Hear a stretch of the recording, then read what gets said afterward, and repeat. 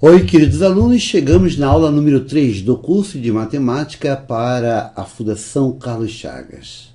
Matemática para FCC. Estamos na aula número 3.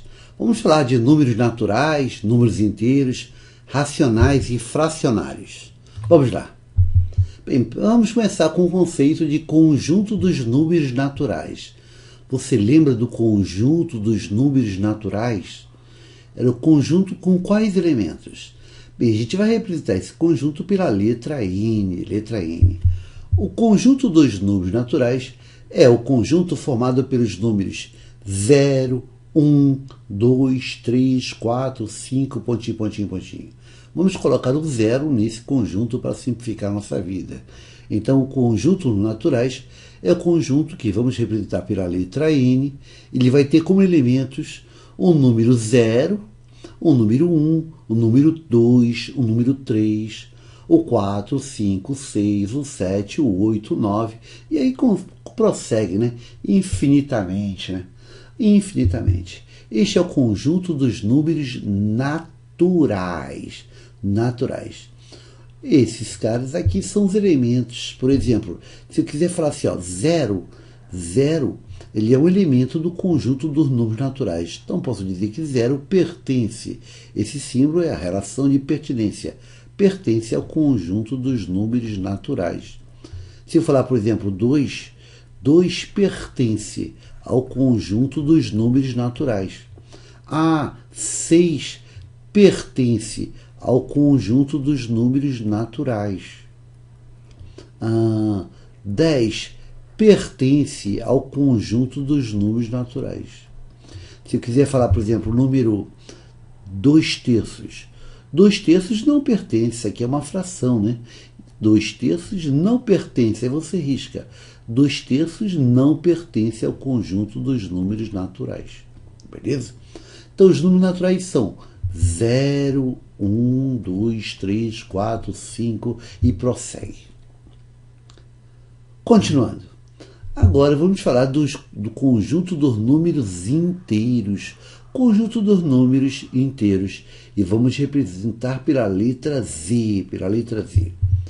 O conjunto dos números inteiros é o conjunto formado por... Aí você tem aqui, ó, pontinho, menos 4, menos 3, menos 2, menos 1, 0, 1, 2, 3, 4, 5, 6, pontinho. Então, no conjunto dos números inteiros, você vai ter inteiros negativos e inteiros positivos. E o 0, que vai ser um elemento neutro nele. Então, à esquerda de 0, teremos inteiros negativos. E à direita de 0, teremos inteiros positivos. E o 0 será um elemento do conjunto dos números inteiros. E vamos representar pela letra Z. Por exemplo, se eu falar assim, ó, 0 é um número inteiro? Sim, 0 pertence ao conjunto dos inteiros. Se eu falar assim, ó, menos 3 pertence ao conjunto dos inteiros? Sim, menos 3 pertence ao conjunto dos inteiros. Se eu falar 5 pertence ao conjunto dos inteiros? Sim, 5 pertence ao conjunto dos inteiros. Se eu falar meio pertence ao conjunto dos inteiros? Não, meio não pertence, aí você risca. Meio não é um número inteiro. Então temos inteiros negativos, positivos e o 0. Esse é o conjunto dos números inteiros. Continuando. Temos o conjunto dos números racionais, ou também fracionários. E a gente vai representar pela letra Q esse conjunto. Dizemos que o número é racional se ele pode ser escrito na forma P sobre Q. Se ele pode ser escrito como sendo uma fração, tal que P pertence ao conjunto dos inteiros e Q pertence ao conjunto dos inteiros. Ó, essa estrelinha quer dizer que é diferente de 0. Seria o conjunto dos inteiros diferente de 0. Então, quando eu quiser tirar o 0 do conjunto, eu boto uma estrelinha. Por exemplo, aqui, ó, se eu falar que Z é esse conjunto aqui, ó, seria o conjunto dos inteiros. Quando eu coloco isso aqui, está restrito. Seria o conjunto formado pelos elementos menos, pontinho, pontinho, pontinho, será menos 3, menos 2, menos 1, aí não tem zero. Quando eu botei essa estrelinha, tirei o zero. Então pula ele, vai para 1, 2, 3, 4, pontinho, pontinho, pontinho. Isso quer dizer que esse conjunto dos inteiros, com essa estrelinha aqui em cima, está dizendo que eu peguei do conjunto dos inteiros e tirei dele, fiz a diferença com esse conjunto, cujo único elemento é zero. Então, estou te dizendo que o número é racional se ele pode ser escrito como P sobre Q, tal que P é o inteiro e Q é o inteiro diferente de zero. Quer dizer, se ele pode ser escrito como sendo uma fração. Todo número que poderá ser escrito como sendo uma fração, ele será um número racional, se ele pode ser escrito como P sobre Q. Isto quer dizer que o número é racional se ele pode ser escrito como sendo uma fração. O número é racional se ele pode ser escrito como sendo uma fração. E os números que não podem ser escritos como uma fração serão os números irracionais. Por exemplo, esse conjunto aqui, dois racionais, eu vou representar esse conjunto pela letra Q, por esta letra aqui. Então, quando você vê esse Q, será o conjunto dos racionais, números que podem ser escritos como sendo fração. Por exemplo, se eu falar assim, exemplo, se eu falar 0, ele pertence ao conjunto dos racionais? Sim, 0 pertence ao conjunto dos racionais. O 0 pode ser escrito como sendo uma fração. 0 sobre 1, 0 sobre 2, é tudo 0. Se eu falar assim, meio pertence ao conjunto dos racionais? Sim, meio é uma fração. 1 é inteiro, 2 é inteiro, inteiro sobre inteiro é racional. Se eu falar assim, menos 2 terços, pertence ao conjunto dos racionais? Sim, pertence. Menos 2 é inteiro, 3 é inteiro, inteiro sobre inteiro é racional. Se eu falar assim, 5, 5 pertence ao conjunto dos racionais?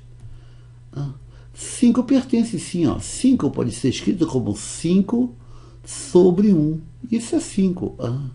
5 é inteiro, 1 inteiro, inteiro sobre inteiro é racional. Por exemplo, menos 3 pertence ao conjunto dos racionais? Sim, pois menos 3 pode ser escrito como sendo menos 3 sobre 1. Menos 3 é inteiro, 1 é inteiro, então inteiro sobre inteiro é racional, sim. Agora, se for irracional, se ele não pode ser escrito como fração, aí será irracional. Por exemplo, olha, os números irracionais, raiz de 2. Raiz de 2 não pertence ao conjunto dos racionais. Raiz de 2 é um número que você não consegue escrever como sendo fração. É impossível expressar raiz de 2 como sendo fração. Logo, raiz de 2 não pertence ao conjunto de racionais. Nesse caso, nós vamos dizer que raiz de 2 é um número irracional. Vou escrever como sendo i. Esse i é o conjunto dos irracionais. Então, i irracional vou representar pela letra i. Raiz de 2 é irracional. O π. O número π, aquele número que está relacionado com o comprimento de uma circunferência. 3,14, pontinho, pontinho, pontinho, pontinho. É 3,14, pontinho, pontinho, prossegue, não acaba nunca. Este número, ele é um número irracional. Ele não é racional. Ele não pertence ao conjunto de racionais. Você não consegue escrever o π como sendo uma fração. Beleza? Então, o número é racional ou irracional. Prosseguindo, por exemplo, 0,4444, pontinho, pontinho, pontinho, pontinho. Este número é uma dízima periódica. Repare que acaba com pontinho, pontinho, pontinho. Quer dizer que este número prossegue. Este número, ele pode ser escrito como sendo 4 sobre 9. Ele pode ser representado por esta fração. Portanto, ele é racional. Na letra B, 0,121212, pontinho, pontinho, pontinho. Repare aqui, repete 1, 2, 1, 2. Isto é uma dízima periódica. Toda dízima periódica poderá ser expressa como sendo uma fração. Toda dízima periódica, assim como na letra A e letra B, é um número racional. E é expressa como 12 sobre 99. 12 sobre 99. É racional. Esse número 0,231, 231, 231, 231, repare que está repetindo 231 infinitamente. Portanto, também é uma dízima periódica. Então, poderá ser expressa como sendo uma fração. E a fração que expressa essa dízima periódica é a fração 231 sobre 999. É racional. Na próxima aula, nós vamos falar sobre números racionais, como expressar, como calcular a fração geradora. Toda fração é racional. Então, racional são números que podem ser escritos como fração. Podemos dizer que são até números fracionários, né? E toda dízima periódica será racional. Na letra D, 2 sétimos. 2 sétimos. Repara que 2 é inteiro, 7 inteiro. Inteiro sobre inteiro é racional. 2 sétimos é um número racional. Já raiz de 2, nós vimos que raiz de 2 você não consegue expressar como sendo uma fração. Raiz de 2 é um número irracional. Raiz de 2 é irracional. Cuidado. O número π, também vimos aí, o número π não é racional. Você não consegue expressar o π como sendo uma fração. O π é um número irracional. Π é um número irracional. Na realidade, você poderia pensar assim, você teria aqui um conjunto, aqui seria parte do conjunto dos números racionais. Todo mundo que está aqui é racional. Dentro desse conjunto dos racionais, você teria aqui o conjunto dos inteiros. E dentro do conjunto dos inteiros, você teria o conjunto dos naturais. Então, teríamos uma coisa assim. E aqui do outro lado você teria o conjunto dos números irracionais. No conjunto dos racionais, desse lado esquerdo, todos esses números podem ser expressos como sendo fração. Já dos irracionais, não. Se você unir todo mundo isso aqui, você teria o conjunto dos reais. Quer dizer, você pode colocar essas expressões. O conjunto dos naturais, ele está contido no conjunto dos inteiros.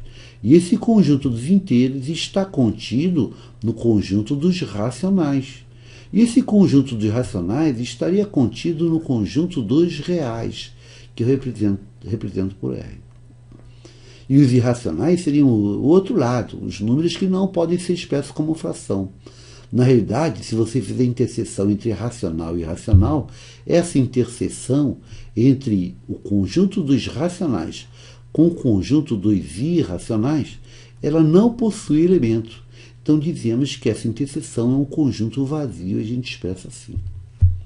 E se eu unisse todo mundo, se eu pegasse todos os racionais do lado esquerdo com os irracionais do lado direito, essa união dos racionais, união com os irracionais, essa união dá todo o conjunto dos reais. Todo o conjunto dos reais. Então, temos essas relações que, às vezes, elas aparecem em algumas provas, né? Às vezes, aparecem algumas provas. Estamos apenas falando um pouquinho mais, mas isso aqui, na realidade, não está no nosso programa da Carlos Chagas. Bem, essa foi apenas para lembrar essa relação, o que é um número inteiro, o que é um número racional, o que é um número natural e essas relações aí, tá ok? Espero que você tenha acompanhado. Na próxima aula vamos falar sobre detalhes de números racionais e fracionários. Vamos ficando por aqui. Eu desejo a todos uma boa sorte, bons estudos e até a próxima aula. Obrigado e até lá.